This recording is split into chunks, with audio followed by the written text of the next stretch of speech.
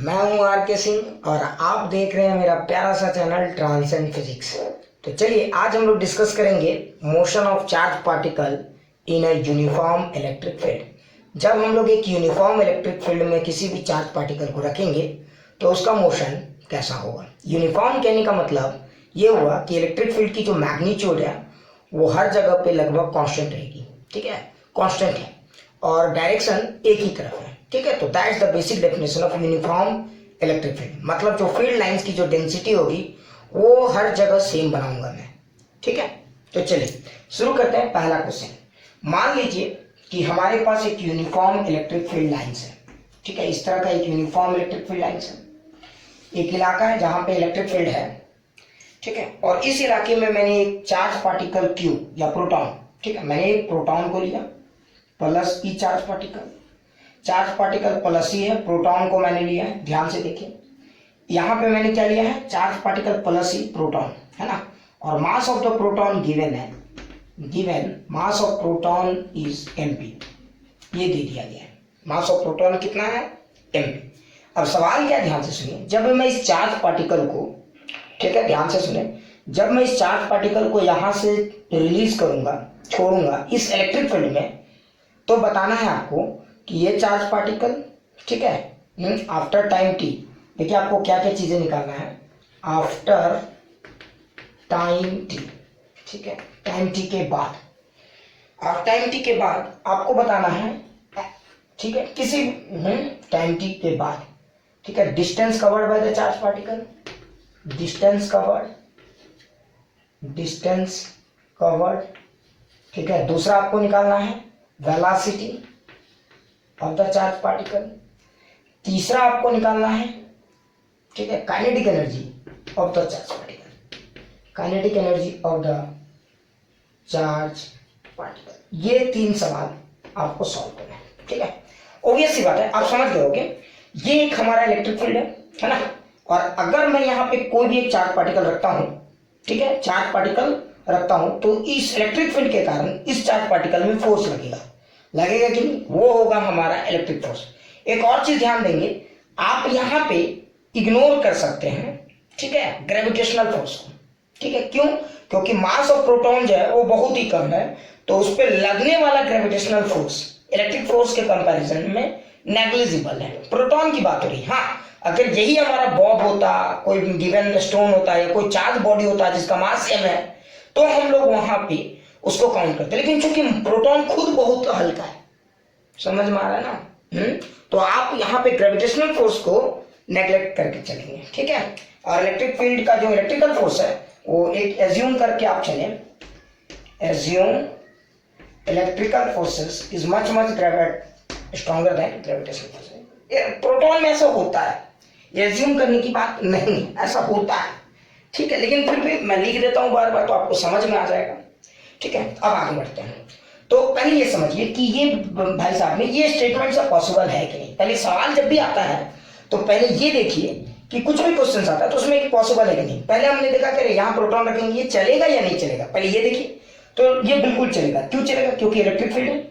अगर electric field है तो इस इलेक्ट्रिक फील्ड के कारण इसमें एक इलेक्ट्रिक फोर्स लगेगा, और इलेक्ट्रिक फोर्स के कारण, ठीक है, आप समझ रहे हो, इसमें एक्सेलरेशन डेवलप होगा। और एक्सेलरेशन का मतलब क्या होता है, चेंज इन वेलोसिटी, मतलब इसमें वेलोसिटी आएगी, है ना। तो वेलोसिटी आएगा, तो वेलोसिटी का मतलब क्या है, चेंज इन डिस्प्लेसमेंट, मतलब इसका पोजीशन में भी चेंजेस आएगा। तो मतलब तय है कि ये भाई साहब प्रोटॉन जो है, ठीक है, पहला ये समझ में आ गया। और चौथा सबसे इंपॉर्टेंट पॉइंट है, इसका पाथ कैसा होगा। तो देखिए यहाँ पे अगर आप पाथ का बात करेंगे तो ये एक बड़ा इंपॉर्टेंट पॉइंट है। आप पहले समझिए, इसके पाथ को एनालाइज कीजिए। आप देखिए ये हमारा प्रोटॉन है, इसका u कितना है, 0, इसके पास कोई इनिशियल वेलोसिटी नहीं है।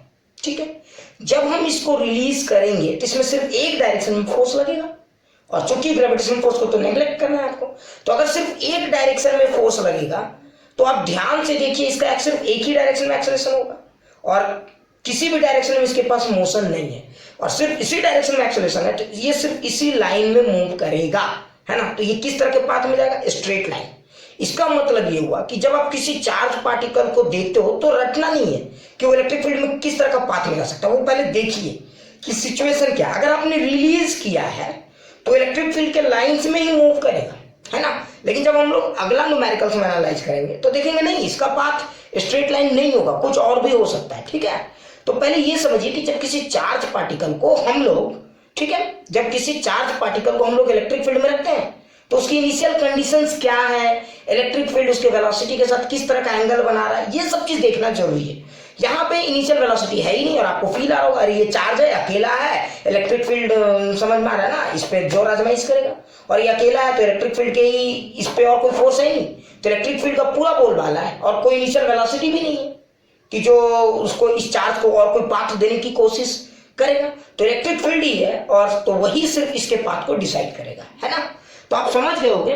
तो अब पहला ये बात तो समझ में आ गया कि अगर आप इसको छोड़ोगे तो इसमें इधर की तरफ एक फोर्स लगेगा, है कि नहीं, और ये फोर्स के कारण ये सिर्फ इसी लाइन में मूव करेगा। तो पाथ कैसा होगा इसका, स्ट्रेट लाइन। पाथ कैसा होगा इसका, स्ट्रेट लाइन। ठीक है, जहां तक तो क्लियर हो गया होगा। और ये देखिए इलेक्ट्रिक फील्ड वाले ही लाइन में मूव कर रहा है। तो देखिए एक और चीज, जिस समय इलेक्ट्रिक फील्ड यूनिफॉर्म होता है और चार्ज को आप वहां रखते हो, ध्यान से सुनिए, जिस समय इलेक्ट्रिक फील्ड यूनिफॉर्म होता है और चार्ज को वहां पे रखते हो, समझ में आ रहा है, चार्ज को वहां पे रखते हो तो उसकी पाथ इलेक्ट्रिक फील्ड को फॉलो करता है। लेकिन ये हर बार से नहीं होगा, समझ में आ रहा है ना। यहाँ पे हमने चार्ज को रखा है इसीलिए इलेक्ट्रिक फील्ड वाले ही लाइन में चल रहा है। ठीक है, क्लियर हो गया, वेरी गुड। तो पहला बात तो समझ में आ गया होगा कि यानी यहाँ पे चार्ज पार्टिकल इलेक्ट्रिक फील्ड वाले लाइन में ही चलेंगे। चलिए क्वेश्चन नंबर 1। अच्छा, आप इस क्वेश्चन को देखिए, तो मुझे सब सवालों के सॉल्व करने हैं ना। तो आप देखिए आपको क्या क्या दिया हुआ है और क्या क्या नहीं दिया हुआ है। तो पहले देखिए जो जो दिया हुआ होता है डाटा उसको निकालने की कोशिश करते हैं हम लोग। तो गिवन, तो देखिए गिवन में क्या दिया हुआ है, तो देखिए u0 इनिशियल वेलोसिटी 0 और सारा खेल अलोंग एक्स एक्सिस में चल रहा है। तो ये सब बोलने की जरूरत नहीं है, सारा खेल all game is taking on along x axis, है ना, सारा का सारा गेम अलोंग एक्स एक्सिस हो रहा है। ठीक है, तो u0 तो ये अलोंग एक्स एक्सिस का खेल है। ठीक है, तो u0। अच्छा एक बात बताइए, इसमें फोर्स तो आपको पता है, तो what is the force acting on this charge particle, तो force is equal to q, तो q के जगह plus e into e, so this is the force, है ना। अगर आपको फोर्स पता है तो देखिए काइनेमेटिकल इक्वेशंस का अगर बात करेंगे तो आप एक्सेलरेशन, तो अगर आपको फोर्स पता है, मास दिया हुआ है, तो इनडायरेक्टली आपको एक्सेलरेशन भी पता है। तो what is the acceleration of this charge particle, तो acceleration is e by mass of p, so this is the acceleration of this charge particle. So in this question u is given to us, a दिया हुआ है ना। अब आपको और क्या दिया हुआ है, पूछा था आफ्टर टाइम t, तो इसका मतलब आपको गिवन में एक और टर्म्स है t, t के जगह t दिया हुआ है। अब आपको निकालना है distance, velocity, kinetic energy, whatever आप जो निकालना चाहो। तो अगर मुझे पहला वाला सॉल्व करना है डिस्टेंस s, तो आप देखिए u पता है, a पता है, t पता है, सिर्फ लापता s है।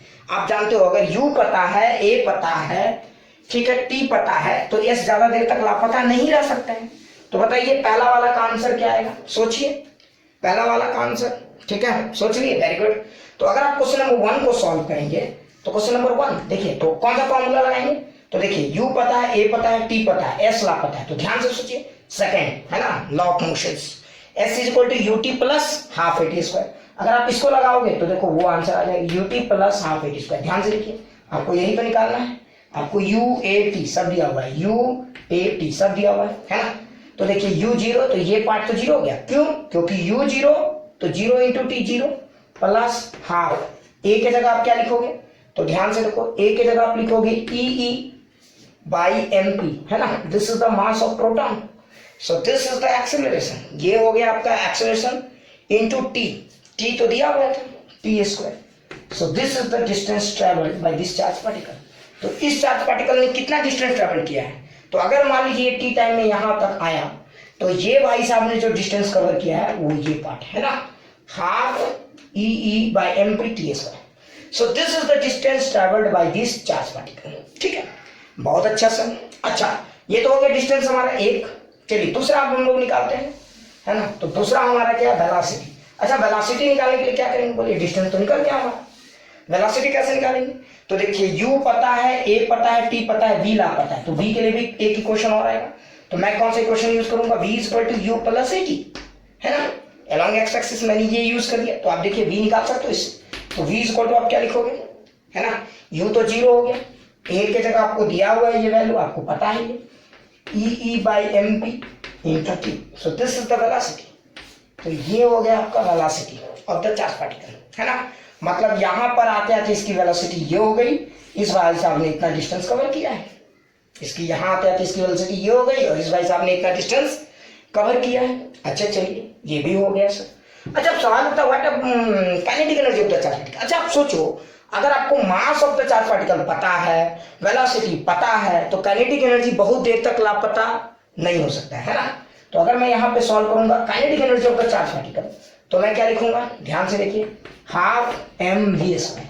अब आप देखिए हाफ एम पी और वी के जगह मैं ये पूरा टर्म्स लिख सकता हूँ, तो मैं क्या लिखूंगा ई स्क्वायर। देखिए वी के जगह वी का स्क्वायर है ना, ये भी ये यही भी तो यहाँ है क्योंकि इसकी वेलोसिटी उतनी है, तो E square by M P square M T square. तो अगर आप इसको सॉल्व करेंगे तो आपको यहाँ पे काइनेटिक एनर्जी भी निकल जाएगा। तो what will be the kinetic energy of the charge particle.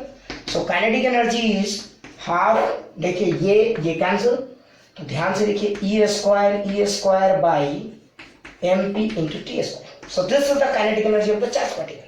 मतलब ये हो गया हमारा इस चार्ज पार्टिकल का काइनेटिक एनर्जी। तो यानी ये चार्ज पार्टिकल को यहां से यहां आते आते डिस्टेंस कवर करना पड़ा है और डिस्प्लेसमेंट, ठीक है, टाइम टी तो दिया ही था हमें, भी निकाल लिया, उससे काइनेटिक एनर्जी भी हमने निकाल लिया। तो कहाँ ये सवाल टफ था, बहुत ही बेसिक सवाल था, ठीक है। चलिए अच्छा और कैसा सवाल आ सकता है, चलिए सोचते हैं एक बार। तो चलिए एक और सवाल हम लोग, ठीक है, तो चलिए एक और प्यारा सा क्वेश्चन डिस्कस कर लेते हैं। ये वाला जो न्यूमेरिकल है, इस पर बेस्ड जो न्यूमेरिकल है, यही हमारा जे थॉमसन का एक्सपेरिमेंट में काम आएगा, ठीक है, जो हम लोग मैग्नेटिज्म में पढ़ेंगे, तो बिल्कुल चिंता नहीं करना है। तो चलिए देखते हैं क्वेश्चन क्या है, ठीक है। तो थोड़ा सा क्वेश्चन को अच्छे से सुनेंगे, क्या करेंगे, अच्छे से सुनेंगे, तो कान में तेल डालकर एक बार सुने। तो देखिए क्या हमारा क्वेश्चन, एक किस तरह का हमारा प्लेट है, दो प्लेट है, the length of the plate is L, ठीक है, दोनों प्लेट सेम लेंथ के ऐसे, ठीक है, इस तरह से प्लेट है ना, ये लेंथ एल है, ध्यान सुनिए, अरे पैरेलल प्लेट है रे बाबा, ज्यादा दिमाग नहीं लगाने से, ठीक है, ये लेंथ एल है और इन दोनों प्लेट के बीचों बीच मैंने कहीं पे भी एक इलेक्ट्रॉन को एक नेगेटिव चार्ज, ठीक है, अभी छोड़ दो, नेगेटिव चार्ज के बारे में बाद में दिमाग लगाएंगे, पहले समझ गए प्लेट है और यहाँ पे यूनिफॉर्म इलेक्ट्रिक फील्ड है, क्या है हमारा यूनिफॉर्म इलेक्ट्रिक फील्ड, इस तरह से, ठीक है, जिसकी वैल्यू दे दी गई है ई, इलेक्ट्रिक फील्ड कितनी दी गई है ई, एक यूनिफॉर्म इलेक्ट्रिक फील्ड है ई, ठीक है। अच्छा तो यानी ये एक स्पेस है, ये किस तरह का स्पेस है, इस तरह का स्पेस है, यानी यहाँ पे ये जो स्पेस है इस जगह पे इसके बीच में यानी एक यूनिफॉर्म इलेक्ट्रिक फील्ड है ना। अगर सोचो इसके बीच में एक इलेक्ट्रिक फील्ड यूनिफॉर्म है, तो सोचो अगर एक चार्ज को यहाँ पे थ्रो करेंगे, चार्ज को यहाँ पे थ्रो करेंगे तो कैसा पाथ लेगा। तो देखिए यहाँ सवाल क्या है, एक इलेक्ट्रॉन है, ठीक है, माइनस ई, जिसका मास वास आप ले लेंगे, charge minus E, charge minus E, mass minus sorry M E, mass of electron M E, ये सब आप ले लें, ठीक है। चलिए अब सवाल है कि अगर इस इलेक्ट्रॉन को मैंने यू इनिशियल वेलोसिटी से, इनिशियल वेलोसिटी है यू इनिशियल वेलोसिटी से फेंका, तो बताइए क्वेश्चन नंबर 1 आपको जो बताना है वो बताना है व्हाट इज द पाथ के बारे में कुछ बताइए, path of this electron, shape of the path, locus of the path, इसका पाथ कैसा होगा, ठीक है, स्ट्रेट लाइन, सर्कल, पैराबोला, हेलर, अरे बड़ी सारा है, आप सोचिए मुझे उतना नहीं आता, ठीक है। दूसरा आपको बताना है, इसका पाथ बताना है, दूसरा बताना है कि अगर ये कहीं से निकल रहा है, पहले पाथ ही सोचिए, उसके बाद दूसरा तीसरा सवाल को सोचिए। तो पहले ये बताइए इसका पाथ कैसा होगा, है ना, सोचिए, दिमाग पे जोर डालिए, बिल्कुल। अच्छा सोचिए सवाल कैसा है, ध्यान से सुनिए। सवाल ये है कि ये हमारा दो प्लेट्स है, ये एक प्लेट से ये एक प्लेट है, इन दोनों प्लेट के बीच में इलेक्ट्रिक फील्ड है ना, इन दोनों प्लेट के बीच में हमारा क्या है, इलेक्ट्रिक फील्ड है।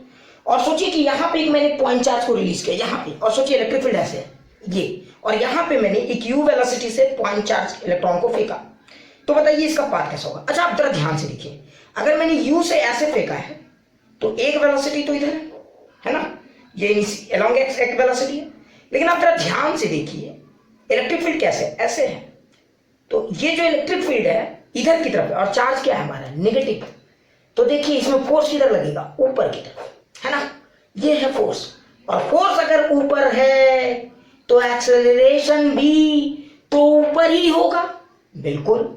आपने एक चीज ध्यान दिया, देखिए वेलोसिटी एक्स में है लेकिन एक्सेलरेशन वाई में है ना, तो बताइए y वाला एक्सेलरेशन x वाले वेलोसिटी में कोई भी चेंज नहीं लाएगा। मतलब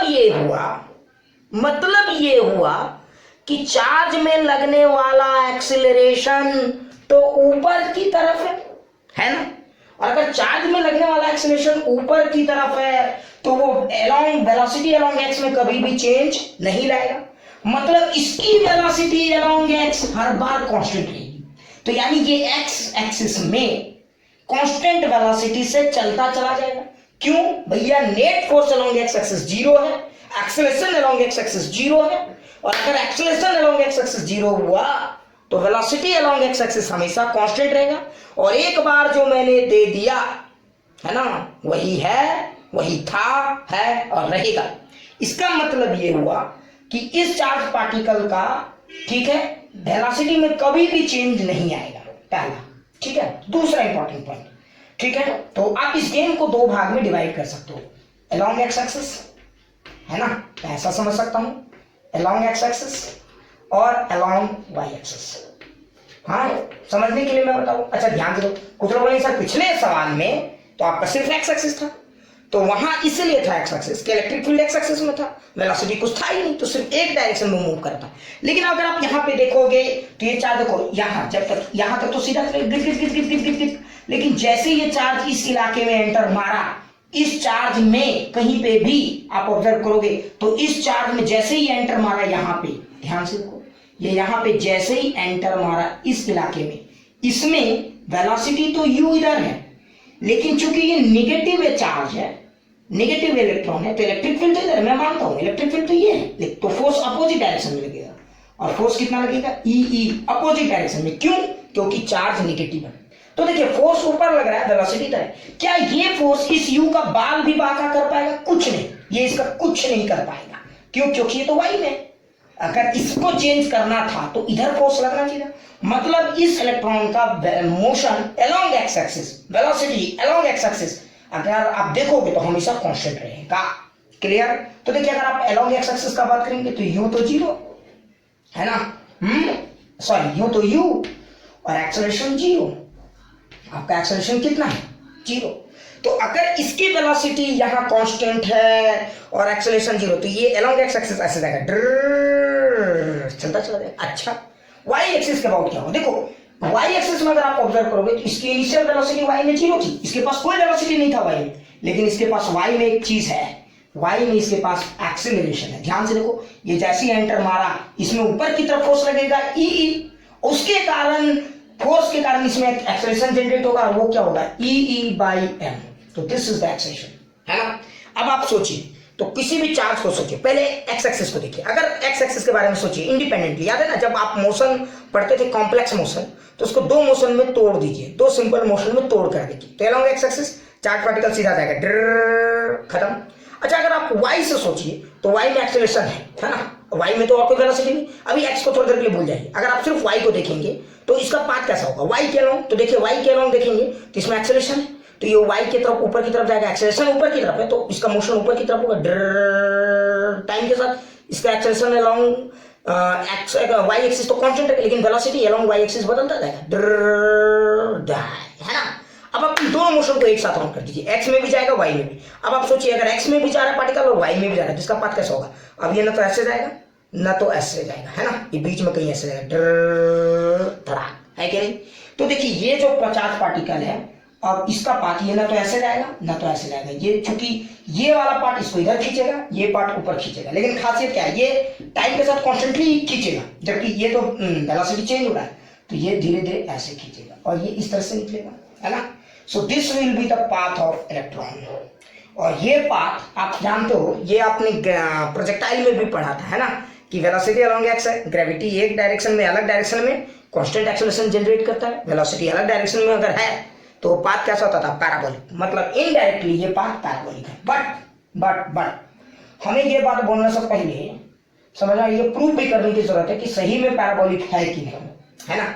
तो अच्छा एक बात बताइए, इसके पाथ को कैसे डिफाइन करते हैं, है ना, इक्वेशन ऑफ ट्रैजेक्टरी कैसे डिफाइन करते हैं? तो याद करो, इक्वेशन ऑफ ट्रैजेक्टरी डिफाइन करने के लिए मुझे रिलेशनशिप चाहिए वाई और एक्स के बीच में, लेकिन जरा ठहरो, वाई और एक्स एक्सिस तो एक दूसरे के इंडिपेंडेंट है, ये रिश्ता कैसे फरिया सकते हैं? बीच में एक मीडिएटर है टाइम। ध्यान से देखिए, टाइम एक ऐसा विंडो है जिससे आप एक्स और टी को रिलेट कर सकते हो, टाइम को आप वाई के साथ भी रिलेट कर सकते हो, और टाइम को ही बीच से गायब कर देंगे, है ना। जैसे देखोगे जब कभी शादी होता है तो बीच में एक मीडिएटर होता है, तो शादी होने से पहले मीडिएटर का बड़ा ही वैल्यू होता है ना। लोग बड़े उधर वाला बोलता है हाँ आओ, इधर वाला भी बोलता है हाँ, लड़का पक्ष बोलता आओ, लड़की पक्ष बोलता हाँ आओ। और जैसी शादी का मंडप में बैठा, शादी हुआ, अब कौन उसको याद रखने वाला है। सिमिलरली यहाँ पे टाइम को देखो, है ना। तो टाइम का एक्स के साथ भी बहुत ही वैल्यू है, वाई के साथ भी अच्छी खासी इंपॉर्टेंस है। लेकिन जैसे ही आपको अगर इक्वेशन ऑफ ट्रेजेक्टरी का बात आएगा तो वाई टाइम को आपको भूलना है, वाई और एक्स के बीच में रिश्ता फरियाना है, तो टाइम वहां क्या करेगा, है ना। हाँ, मेडिएटर क्या करेगा, शादी हो रहा है तो कर्म उन दोनों को करवाना है, तो क्या मंडप में भी मेडिएटर को ही बैठा देंगे, बिल्कुल नहीं। समझ गए होगे मैं क्या कह रहा हूँ। तो उसी तरह से यहाँ टाइम को सब्स्टिट्यूट करेंगे, है ना। तो पहले मुझे एक्स और टी रिश्ता चाहिए, मुझे क्या चाहिए, एक्स और टी, फिर मुझे चाहिए वाई टी, है ना। तो स्टेप समझिए, मुझे क्या चाहिए, एक्स टी, ये रिश्ता आ जाए, फिर मुझे चाहिए वाई टी, ये रिश्ता आ जाए, फिर इन दोनों रिश्तों से मैं वाई एक्स रिश्ता फरिया सकता हूँ। और जब ये रिश्ता मैं फरिया लूंगा तो मैं बोल सकता हूँ कि एक्सेलरेशन क्या होगा, है ना। तो चलिए देखते हैं। अच्छा, एक्स कैसे निकालेंगे, तो मान लीजिए कि ये चार्ज पार्टिकल किसी भी टाइम टी में देखते हैं, किसी भी टाइम टी में मान लीजिए चार्ज पार्टिकल किसी भी टाइम टी में यहाँ पे है, ये यहाँ है, यहाँ। तो देखिए इसने कितना डिस्टेंस कवर किया, एक्स, और ये कितना डिस्टेंस कवर किया, वाई, किसी भी टाइम टी में। तो this is the distance X and this is the distance Y. तो बताइए एक्स तो किसी भी टाइम टी की बात हो, तो टी तो हमें पता है, टी पता है, तो बताइए एक्स निकाला जा सकता है, बिल्कुल, U T plus half A T square से। तो देखिए यू तो है U T, X is equal to U T, half A T square, A zero है, ध्यान से देखिए एक्सेलरेशन तो है ही नहीं, तो ये एक्स कितना है, तो ये एक्स तो आपका यू टी है। कुछ लोग सोचेंगे सर कैसे, ये एक्स आपका यू टी है, ये कांस्टेंट वेलोसिटी से जा रहा है, तो वेलोसिटी इनटू टाइम, एक्सेलरेशन है ही नहीं, तो ये हो गया आपका यू टी। अच्छा, एक्स तो आ गया, ये रिश्ता तो फिर आ गया, है ना। जरा खेलो, ये देखो। अच्छा वाई, तो यहाँ भी टाइम आप टी मान लिए थे, तो वाई लिखना है, ध्यान से देखिए। तो वाई, अच्छा यू तो जीरो है, यू तो जीरो है, तो फिर से इक्वेशन यूज कीजिए, you T plus half A T square, लेकिन यू जीरो है इसलिए यू टी वाला पार्ट जीरो हो जाएगा, है ना। यू जीरो है इसलिए यू टी वाला पार्ट जीरो हो जाएगा, तो क्या बचेगा, हाफ ए की जगह क्या बचेगा, E by M into T square. तो ये देखिए हमारा रिश्ता आ गया वाई और टी के बीच में। अगर आपने जरा ध्यान दिया होगा तो ये एक्स टी है और ये वाई टी है ना, ये हमारा क्या है, एक्स टी और वाई टी है। तो अब मुझे इस रिश्ता को फरियाना है, तो कैसे फरियाएंगे, तो देखिए अगर आपको एक्स टी पता है, वाई टी पता है, तो अब देखो मेडिएटर का एक्स के साथ भी लिंक है, टाइम का एक्स के साथ भी लिंक है, टाइम का वाई के साथ भी, लेकिन आपको वाई और एक्स चाहिए, तो समझ गए होगा क्या करूंगा, तो मैं इन दोनों के बीच में जो टाइम का रिलेशनशिप है उसको सब्स्टिट्यूट कर दूंगा, तो मुझे ये बात पता चल सकता है कि ये रिश्ता कैसा आ सकता है ना। तो अगर आप जरा ध्यान से देखोगे तो एक काम करते हैं, यहाँ पे तो वाई इस टी को यहाँ देखिए, इस यहाँ से टी को उधर सब्स्टिट्यूट कर देते हैं, तो y इज इक्वल टू क्या लिखेंगे, ई बाई 2m, है ना। और देखिए टी के जगह क्या लिखेंगे, x बाई यू, यहाँ से आप निकाल सकते हो, मैंने इसको यहाँ लाया है, मैं इस इक्वेशन को यहाँ लाया हूँ, y और x पर, यहाँ से टी को यहाँ सब्स्टिट्यूट कर दूंगा टी के जगह, तो y के टी में x का टी सब्स्टिट्यूट कर दूंगा, तो क्या लिखूंगा, x बाई यू का whole square. So this is my equation. अगर आप इस इक्वेशन को जरा ध्यान से देखोगे तो ये आएगा y इज इक्वल टू, देखिए E by 2mu square into X square. So this is the relationship, है ना। ये हमारा गया y और x के बीच का रिश्ता। और अगर आप ध्यान से देखेंगे तो y is directly proportional to X square, है ना। y is directly proportional to X square, ये कांस्टेंट है, आप इसको कांस्टेंट की तरह ट्रीट कर सकते हो, लेकिन इस कांस्टेंट का भी एक अपना बहुत ही वैल्यू है, अपना एक अच्छा खासा वेटेज है ना। ये कांस्टेंट का अपना एक अच्छा खासा वेटेज है, फिर भी y इज इक्वल टू क्या हो गया आपका एक्स स्क्वायर। आप इस कांस्टेंट को देखोगे, ये कांस्टेंट भी बड़ा रोल प्ले करता है ये कर्व को ये करने में, है ना। आप ऑब्जर्व करोगे तो आपको समझ, अगर इलेक्ट्रिक फील्ड मान लो बहुत स्ट्रॉन्गर है तो बहुत तेजी से ये इस कर्व को बेंड करेगा, बहुत तेजी से कर्व को बेंड करेगा। अगर ये अच्छा खासा स्ट्रॉन्ग है, आप सोचिए बेटा ये इलेक्ट्रॉन हाथी की तरफ भारी हो जाए, तो बताइए एम बहुत भारी हो जाएगा, तो एक्सेलरेशन ज्यादा नहीं हो पाएगा, है ना।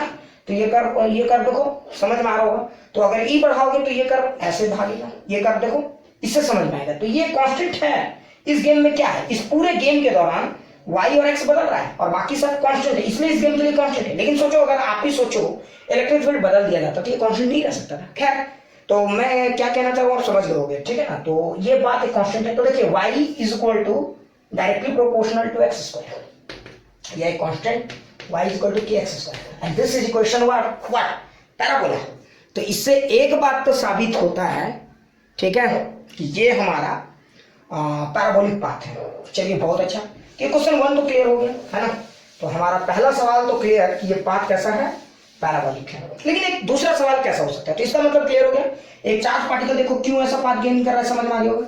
ये वेलोसिटी के कारण इधर और एक्सेलरेशन के कारण ऊपर। तो देखिए दोनों का मोशन को मिलाएंगे है ना, तो देखिए ऐसे। तो अगर इन दोनों को जब आप मिलाएंगे तो ये ऐसे, तो देखिए एक्स में और वाई में है ना।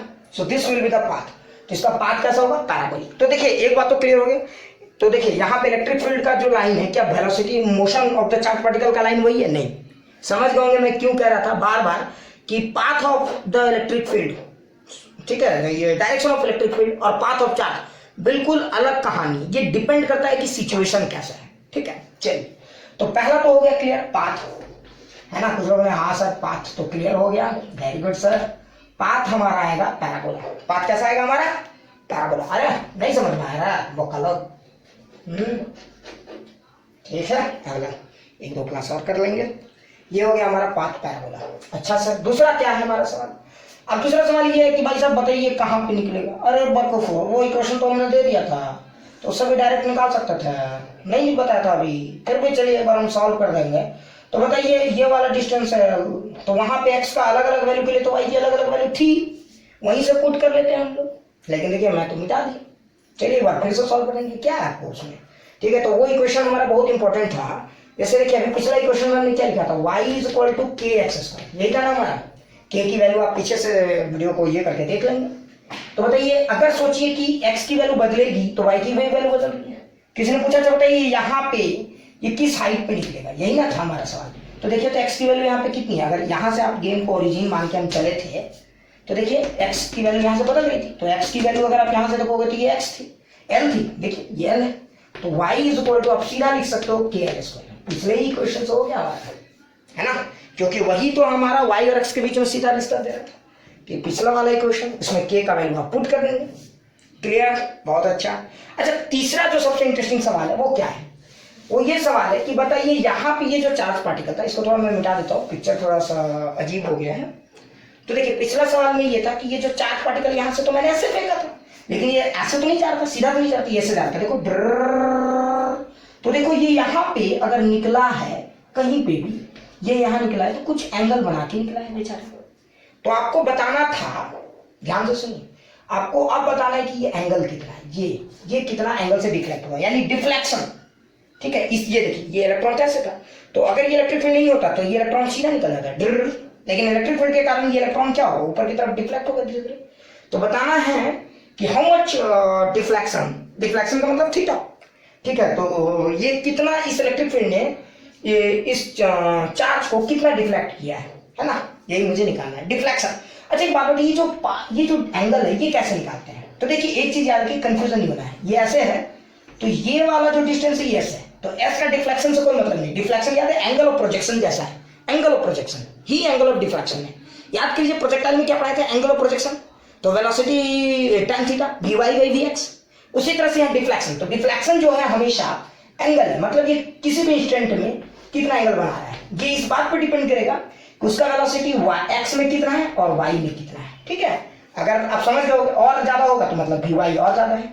तो एंगल ऑफ डिफ्लेक्शन, अगर डिफ्लेक्शन का सवाल आ रहा है, थीटा आ रहा है, तो एक तरह से आप समझ जाएंगे कि वो एंगल ऑफ प्रोजेक्शन जैसा कुछ है ना। तो tan थीटा, क्या पूछा था आपसे, tan थीटा। तो कंफ्यूज नहीं करना है, ये डिस्टेंस अलग चीज है, ये वाला एंगल अलग। ये एंगल बता रहा है कि किस एंगल से निकला है ना। ये तो अच्छा एक बात बताओ, ये चार्ज तो यहाँ से सीधा भी निकल सकता था, तो यहाँ भी तो वही है, समझ में आ रहा है ना। ये वाला पार्ट यहाँ से अगर देखोगे, सॉरी ये वाला पार्ट, तो यहाँ एस की वैल्यू 0, एंगल ऑफ डिफ्लेक्शन भी 0, लेकिन यहाँ पे अगर आप देखोगे तो हाइट है मान लो h कुछ भी या s कुछ भी, तो एंगल ऑफ डिफ्लेक्शन यहाँ अलग है। तो अगर ये इलेक्ट्रिक फील्ड नहीं होता तो ये चार्ज ऐसे निकलता, तो s भी 0 यानी height displacement along y axis भी 0, डिफ्लेक्शन भी 0। लेकिन डिफ्लेक्शन और एंगल और अलग चीजें हैं, ठीक है। ये हाइट डिस्प्लेसमेंट अलग चीज और एंगल ऑफ डिफ्लेक्शन अलग चीज है, ये प्रोजेक्शन है। तो ये आपको निकालना है बेसिकली वी वाई, क्या निकालना है आपको बेसिकली वी वाई, ठीक है। तो आपको बेसिकली निकालना है वी वाई, तो ये आपको निकालना है वी वाई और ये वी एक्स। अब सवाल है सर वी एक्स कैसे, अरे बेवकूफो एक बात बताओ, तो tan थीटा है ना, तो मुझे क्या निकालना है tan थीटा, एक कॉमन सेंस वाला चीज है। अब सवाल होता है sir V Y by V X कैसे निकालेंगे, जो गधे होंगे वो नहीं निकाले। एक बात बताओ, कौन सी वेलोसिटी इसकी कभी भी चेंज नहीं होगी, बताओ, सोचो सोचो सोचो सोचो, सोच लियो, वेरी गुड। हाँ, इसकी वेलोसिटी अलोंग एक्स वाली कभी चेंज नहीं होगी, क्यों? क्योंकि अलोंग एक्स कोई एक्सेलरेशन है ही नहीं, और अगर एक्स में कोई एक्सेलरेशन नहीं है तो इसका वेलोसिटी अलोंग एक्स तो चेंज हो नहीं सकता है ना, तो इसका वेलोसिटी अलोंग एक्स जो हमने इनिशियली दिया था u वही रहेगा। कौन सी वेलोसिटी इसकी बदल रही है लगातार, y वाली सर, वेरी गुड, y वाली बदल रही है, तो समझ। अब बताओ किसी भी टाइम t में, किसी भी टाइम t में या यहाँ पे इसकी वेलोसिटी अलोंग y कितनी है, यही निकालना है ना मुझे, कोई बात नहीं, ये निकाला जा सकता है। तो देखिए, अच्छा एक बात बताइए, वेलोसिटी के लिए अलोंग y के लिए अलोंग y एक्सिस है ना, मुझे क्या करना है, अलोंग y एक्सिस वेलोसिटी निकालना है, वहां पे पुट कर देंगे। तो देखिए अलोंग y एक्सिस अगर हम लोग वेलोसिटी निकालेंगे तो पहले देखिए u 0 दिया हुआ है along a e by m, very good. अच्छा t तो मुझे नहीं पता है सर, ये t ये यहां से यहां, अच्छा एक बात बताइए ये t कैसे निकालेंगे, है ना, ये कितने देर इस प्लेट में रहा यही तो मुझे नहीं पता। अरे मूर्खों जरा ध्यान देखो। अच्छा एक बात बताओ, प्लेट का लेंथ कितना है, l, ध्यान से देखो, प्लेट का लेंथ कितना है, l। सोचो अगर प्लेट का लेंथ l है तो ये चार्ज तो ऐसे जा रहा है, इस चार्ज को दो कंपोनेंट में तोड़ो, अलोंग एक्स अलोंग वाई, याद करो, तो चार्ज ऐसे जा रहा है, एक तरह से अगर आप देखोगे तो चार्ज ऐसे जा रहा है ना। तो बताओ ये यहां से यहां तक जाने में जितना टाइम लगा है उतना ही टाइम इसको यहां से यहां तक जाने में भी लगा है, नहीं समझ में आया, फिर से समझो, यहां से यहां तक जाने में इसको जितना टाइम लगा है इसको भी यहां से वहां तक उतना ही टाइम लगा है, मतलब ये चार्ज को यहां से यहां तक जाने में जितना टाइम लगा है इस चार्ज को भी यहां से यहां तक आने में उतना ही तो टाइम लगा है ना। तो टाइम जो y में लगा है वही तो x में भी लगा है भैया, देखो, तो यहां से यहां तक जाने का टाइम, अब अगर यहां से यहां तक जाने का टाइम कैसे करें, मार के गेदला कर देंगे। सोचो क्यों, क्योंकि ये वाला लेंथ आपको दिया हुआ है, यहाँ का वेलोसिटी कांस्टेंट है, तो समझ गए होगे टाइम कैसे निकालेंगे, तो L बाई यू। देखिए हमने एक्स एक्सिस का यूज करके टाइम निकाला है ना, क्योंकि एक्स एक्सिस में पिछले वाले में न्यूमेरिकल में x इक्वल टू ut, याद करो, तो t equal to x by U, लेकिन अब x की जगह क्या हमारा L है ना, समझ गए होगे, वेरी गुड, तो t की जगह L बाई यू। अच्छा बताइए अगर मुझे u पता है, a पता है, t पता है, तो मैं v बाई निकाल सकता हूँ, v इक्वल टू क्या होता है u प्लस t है ना, तो अगर आप इसको सॉल्व करोगे तो v is equal to u की जगह 0, a की जगह ये वाली वैल्यू e बाई m और t की जगह L बाई यू, तो ये हो गया हमारा वेलोसिटी है ना, तो अलोंग y एक्सिस, समझ में आ गया होगा। अच्छा आपने ध्यान दिया हमने क्या किया, फिर से एक बार रिपीट करता हूँ, मुझे y के अलोंग वेलोसिटी चाहिए, अरे सब कुछ है लेकिन टाइम का समस्या है, तो मैं अलोंग x का यूज कर लूंगा। अरे भाई क्यों, क्योंकि इस चार्ज को यहां से यहां तक जाने में जो टाइम लग रहा है इतना दूर तक भी जाने में वही टाइम लग रहा है, और अलोंग एक्स एक्सिस में इसकी वेलोसिटी कांस्टेंट है भैया, तो टाइम निकालूंगा L बाई यू, भी जो करना है करो, L बाई यू, ठीक है, ये निकल गया। अच्छा आप बताइए यहाँ पे मैं इसी क्वेश्चन को पुट कर दूंगा, तो देखिए ये मैं डायरेक्ट पुट कर दे रहा हूँ, अब ये सब भी मुझसे उम्मीद मत रखना, ठीक है, निर्मार्क कर देंगे के लिए डायरेक्ट पुट कर रहा हूँ मैं, एम यू स्क्वायर यहाँ आ जाएगा E by L, so this is the deflection produced by this electric field. तो इस इलेक्ट्रिक फील्ड ने, समझ गए, इस इलेक्ट्रिक फील्ड ने इस चार्ज पार्टिकल पे इतना डिफ्लेक्शन प्रोड्यूस किया है, tan theta is equal to E L by M. अच्छा कभी कभी ये सवाल और भी इंटरेस्टिंग तरीके से दिया जाता है, ध्यान सुनो, चार्ज प्लेट L दे देगा, kinetic energy of the charge particle K दे देगा, पूछेगा बताइए भैया एंगल ऑफ डिफ्लेक्शन, आप जरा ध्यान से, अब U के बजाय kinetic energy of the charge particle में भी ये सवाल हो सकता है, तो कंफ्यूज मत होना। कुछ लोग सोचेंगे अरे सर कैसे, काइनेटिक एनर्जी मास तो नहीं दिया, अरे बेवकूफो, ध्यान से देखो एम यू स्क्वायर ही तो काइनेटिक एनर्जी, अगर आप इसको चाहो तो काइनेटिक एनर्जी के टर्म में भी इस इक्वेशन को लिख सकते हो और कंफ्यूज भी नहीं हो सकते, तो कैसे लिखेंगे, ध्यान से देखो, तो tan थीटा है ना, अगर ये देखो ये m अगर यहाँ बाई 2 कर देते हैं, यहाँ भी 2 से मल्टीप्लाई कर देते हैं, तो देखो क्या होगा, तो ये तो काइनेटिक एनर्जी बन गया, मतलब यही क्वेश्चन आपका बन सकता था EEL by 2 times of K, where K is the kinetic energy of the charge particle, देखो K is the kinetic energy of the charge particle, यहाँ पे भी थोड़ा सा ध्यान रखेंगे। तो अगर आपको चार्ज पार्टिकल की काइनेटिक एनर्जी दे दी गई तो आप कुछ नहीं करेंगे, उसका मास m मान लेंगे, u मान के चलिए सॉल्व कीजिए, लास्ट में आप देखेंगे वो फिर वापस वहीं पे आ जाएगा, काइनेटिक एनर्जी के टर्म में आ जाएगा, इसमें चिंता करने वाली कोई बात नहीं है, आप ध्यान से खाली बनाते जाइए, समझ में आ गया, पक्का, ध्यान से देखिए, किसी को कुछ डाउट है, वेरी गुड, ठीक है। तो चलिए एक बहुत ही प्यारा सा न्यूमेरिकल आपका इंतजार कर रहा है कि कब आप उसे बनाएं और वो खुशी महसूस करें, ठीक है। तो चलिए देखते हैं वो प्यारा सा न्यूमेरिकल हमारा क्या है ना। तो देखिए क्या है, एक प्लेट है, दो प्लेट्स हैं, और इन दो प्लेट्स के बीच में हमारा एक यूनिफॉर्म इलेक्ट्रिक फील्ड है ई। ठीक है, ये हमारा यूनिफॉर्म इलेक्ट्रिक फील्ड है। ठीक है, इलेक्ट्रिक फील्ड यूनिफॉर्म है।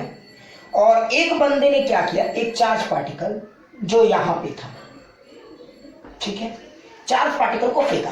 अच्छा, आप तो ये सोच रहे होंगे अरे उसने तो चार्ज पार्टिकल को हॉरिजॉन्टल फेंका। ना मुन्ना ना, इस बार उसने चार्ज पार्टिकल को, ठीक है, 37 डिग्री एंगल से 37 डिग्री एंगल से प्रोजेक्ट किया। And the kinetic energy of the charge particle is के। उसने के काइनेटिक एनर्जी दिया और 37 डिग्री एंगल से चार्ज को प्रोजेक्ट किया। आप समझ गए होगे। अच्छा बताओ, इसने अगर 37 डिग्री एंगल से प्रोजेक्ट किया तो आप कॉमन सेंस से बताओ, क्या ये चार्ज पार्टिकल कांस्टेंट एंगल से बाहर निकलेगा? ये तो इधर नीचे निकलेगा, ये यहाँ है, तो बताइए ऊपर निकलेगा या नीचे? नीचे कहीं निकलेगा। क्यों नीचे निकलेगा? समझ गए हो, है ना? वेरी गुड, तुम लोग स्मार्ट हो काफी, है ना? तो ये चार्ज पार्टिकल इधर कहीं निकला। और जब उसने ऑब्जर्व किया कि जो चार्ज पार्टिकल यहाँ निकला है, यहाँ पे जो चार्ज पार्टिकल निकला, इसके जस्ट बाहर जब चार्ज पार्टिकल निकला, वो चार्ज पार्टिकल जो है वो 53 डिग्री एंगल बनाकर बाहर निकल रहा है। कितना डिग्री? 53 डिग्री एंगल बनाकर बाहर निकल रहा है। तो आपको बताना है कि चार्ज पार्टिकल की फाइनल काइनेटिक एनर्जी के डैश, जो चार्ज पार्टिकल की फाइनल काइनेटिक एनर्जी के डैश है, वो कितना है in terms of initial kinetic energy. तो आपको बताना है कि के डैश और के के बीच में क्या रिश्ता है ना? तो आपको बताना है कि के डैश क्या के है, के डैश क्या के से ज्यादा है? बिल्कुल, ज्यादा तो हो सकता है या कम भी हो सकता है, वो एनालिसिस से पता चलेगा, है ना? तो आपको बताना है कि फाइनल काइनेटिक एनर्जी के डैश क्या है। ठीक है, कुछ लोग सोच रहे होंगे सर ये तो बहुत बेईमानी है, इसमें ना तो इलेक्ट्रिक फील्ड मुझे दिया गया है, ये तो गलत सवाल है सर। इलेक्ट्रिक फील्ड आपने नहीं दिया ना, आपने इसमें चार्ज का मास दिया, सिर्फ के दे दिया, दूसरा के पूछ रहे हो। अरे बेवकूफो, यही तो इसमें कंसेप्ट है। ठीक है, तो थोड़ा सोचो, पहले ये समझो कि जब भी कोई सवाल आप बनाते हो तो पहले ये एनालाइज करने की जरूरत है कि मुझे निकालना क्या, दिया क्या है। तो मुझे इनिशियल काइनेटिक एनर्जी के नाम पे के दिया है, फाइनल काइनेटिक एनर्जी मुझे निकालना है जो कि के डैश हमने एज्यूम किया हुआ है। तो वही के डैश की वैल्यू कितनी है in terms of initial kinetic energy के। अब मैं कैसे अटेम्प्ट करूं भाई? यहाँ इलेक्ट्रिक फील्ड, तो भाई मास, अरे ये भी नहीं, ये क्या सवाल है? पहले लॉजिक समझो। अच्छा एक बात बताओ, जब आप किसी चार्ज पार्टिकल को किसी एंगल से प्रोजेक्ट करेंगे तो उसमें कितने कंपोनेंट होंगे? वेलोसिटी के दो कंपोनेंट होंगे, है ना? अगर आपने इस चार्ज को ऐसे प्रोजेक्ट किया है, इसके दो कंपोनेंट होंगे। देखिए, एक ये कंपोनेंट, एक ये कंपोनेंट, है कि नहीं? आप बताइए, अब आप जरा ध्यान से देखिए, ये जो दो कंपोनेंट हैं, तो इन दोनों कंपोनेंट में इन चार्ज पार्टिकल के ये दो कंपोनेंट, अगर ये बीच में कहीं आता है चार्ज पार्टिकल, हमारा ये चार्ज पार्टिकल बीच में कहीं आता है, तो इसके भी दो देखो, एक इधर वेलोसिटी, एक इधर। अच्छा बताइए, कौन सी वेलोसिटी चेंज होगी? जरा बताइए, कौन सी वेलोसिटी चेंज होगी? तो आप देखो, अच्छा आप इस चार्ज पार्टिकल अगर इस इलाके में कहीं आता है, मान लीजिए ये चार्ज पार्टिकल हमारा यहाँ है, तो बताइए इसमें फोर्स किधर लग रहा है? नीचे की तरफ, है ना? अगर लग भी रहा है फोर्स, इलेक्ट्रिक फोर्स किधर लग रहा है? नीचे की तरफ, क्योंकि चार्ज पार्टिकल पॉजिटिव है और इलेक्ट्रिक फील्ड का डायरेक्शन इधर है। तो क्यू ही बता रहा है कि फोर्स जो है इलेक्ट्रिक फील्ड के अलाउंग लगेगा, क्योंकि चार्ज पॉजिटिव है। अच्छा देखिए, चार्ज में फोर्स इधर की तरफ लग रहा है, आपके पास दो वेलोसिटी था। ध्यान से देखिए, आपके पास पहले कितनी वेलोसिटी थी? दो, एक था Vx, एक था Vy। अच्छा बताइए, तो आप जरा ध्यान से देखिए, ये तो दो कंपोनेंट हैं, वेलोसिटी अलोंग x और वेलोसिटी अलोंग y, इनमें कौन सा कंपोनेंट चेंज होगा? तो आप देखिए, फोर्स का डायरेक्शन अलोंग y, और आप जानते हो कि अगर कोई फोर्स अलोंग y है तो वो सिर्फ वेलोसिटी जो y के लाइन में, उसी वेलोसिटी को चेंज कर सकता है, और वेलोसिटी अलोंग x को वो कभी भी चेंज नहीं कर सकता है ना? ये एकदम खास बात है। तो आप देखो, अगर सोचो कि पहले इसका वेलोसिटी अलोंग x, इसका वेलोसिटी अलोंग y, जैसे जैसे ये नीचे आया इसकी वेलोसिटी अलोंग y बढ़ती चली गई, इसीलिए देखो कि ये इसकी वेलोसिटी अलोंग y बढ़ती चली गई है, इसीलिए ये पहले क्या हुआ, थोड़ा सा झुकता भी चला गया, क्योंकि y के अलोंग वेलोसिटी बढ़ रहा है ना? तो एक बात तो तय है कि ये 53 डिग्री एंगल से जो निकल रहा है वो मुझे विजुअलाइज हो पा रहा है, मैं वो इमेजिन कर पा रहा हूं कि क्यों ये 53 डिग्री एंगल बना रहा है। पहला ये बात तो क्लियर हो जाना चाहिए मुझे, समझ में? अच्छा अब सवाल है सर रिलेट कैसे करें? इसमें थोड़ा सा बुद्धि लगा सकते थे। इसमें एक बहुत ही छोटा सा कंसेप्ट का बहुत ही बड़ा खेल है ना? तो मैं बता रहा हूं छोटा सा कंसेप्ट कैसे जिंदगी को बदल सकता है ना? तो जरा ध्यान से देखिए। अच्छा एक बात बताइए, इस पूरे गेम को समझिए।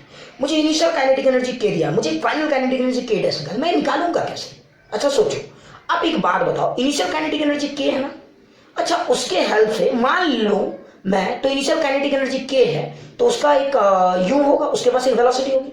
अच्छा उस वेलोसिटी को जरा ध्यान से देखो, तो उस वेलोसिटी का एक कंपोनेंट कभी भी चेंज नहीं होगा, आप जरा ध्यान से देखो, है ना। अब आप सोच रहे हो कौन सा, अलोंग एक्स वाला। तो अगर उस काइनेटिक एनर्जी का एक्स कंपोनेंट को आप देखोगे तो वो तो चेंज नहीं होगा, तो वो इनिशियल में भी वही होगा, फाइनल में भी वही होगा। और आप देखो दोनों तरफ एंगल दिया हुआ है ना। तो आप क्या करोगे, समझ गए, ये जो हॉरिजॉन्टल वेलोसिटी है अलोंग एक्स वाली वेलोसिटी, ये कांस्टेंट है, चेंज हो रही है वाई वाली, कितनी चेंज हो रही है, तो वो एंगल आपको बता तो दे रहा है कि अरे भैया वाई वाला इतना चेंज हो रहा है, एक्स वाला चेंज। तो आप बताओ वाई वाले, तो देखो हमने क्या किया, इनिशियल काइनेटिक एनर्जी के को पकड़ा, फिर उसके बाद मैंने क्या किया, हॉरिजॉन्टल वेलोसिटी अलोंग एक्स गर्दन दबाया, वो तो कांस्टेंट है। तो उसने बोला अरे भैया मुझे क्यों परेशान करो, मैं तो ये हूं, तो मैं बोलूंगा तुम बताओ अलोंग वाई कितना है, बोलेगा भैया एंगल दिया है ना, उससे निकाल लो ना नेट वेलोसिटी, काहे मेरा दिमाग खा रहे, समझ लो ना मैं क्या कह रहा हूं। तो हमने क्या किया, हमने यू जो कांस्टेंट वेलोसिटी है, हमें ये पता था ये कांस्टेंट, यही यहाँ पे खास है, ये कांस्टेंट वेलोसिटी और एंगल मुझे दिया हुआ है। तो उस कांस्टेंट वेलोसिटी के हेल्प से, जो अलोंग एक्स एक्सिस का जो वेलोसिटी है उसके हेल्प से मैं नेट वेलोसिटी आराम से निकाल सकता हूँ, है ना। कहीं पे भी इनिशियल की भी वेलोसिटी निकाल सकता हूँ, फाइनल की भी वेलोसिटी निकाल सकता हूँ, और मैं कंपेयर कर सकता हूँ सिचुएशंस को। समझ गया मैं होगा कि सवाल को अटैक कैसे करना है, तो अटैक का तरीका समझ लोगे। तो चलिए हम लोग ने एज्यूम कर लिया कि इसकी वेलोसिटी है यू, ये वाली वेलोसिटी यू, हमने मान लिया कि इसकी ये वाली वेलोसिटी है यू। अच्छा सोचिए अगर ये वेलोसिटी यू है तो इसके दो कंपोनेंट होंगे, यू एक्स यू वाई, है ना। अब आप बोलोगे सर आपने ये एज्यूम किया यू, तो ठीक है चलिए मान लिया। अच्छा बताइए ये यू है तो ये यू एक्स हुआ। अच्छा बताइए यहाँ आते आते यू एक्स अब वी एक्स क्या हो जाएगा, तो यू एक्स ही रहेगा, ये वेलोसिटी थोड़ी चेंज होगी, ये बदल जाएगी। अरे भाई ये वाली वेलोसिटी बदल जाएगी, तो मुझे इसका क्या करना है, मुझे ये वेलोसिटी और ये वेलोसिटी, देखो यू एक्स तो फिक्स है ना, यू है तो देखो यू, इसके हेल्प से मैं यू में चला गया, और देखो तो इसके हेल्प से मैं यहाँ गया, ये कांस्टेंट है, फिर उसके हेल्प से मैं यहाँ आ जाऊंगा क्योंकि एंगल तो मुझे दिया हुआ है।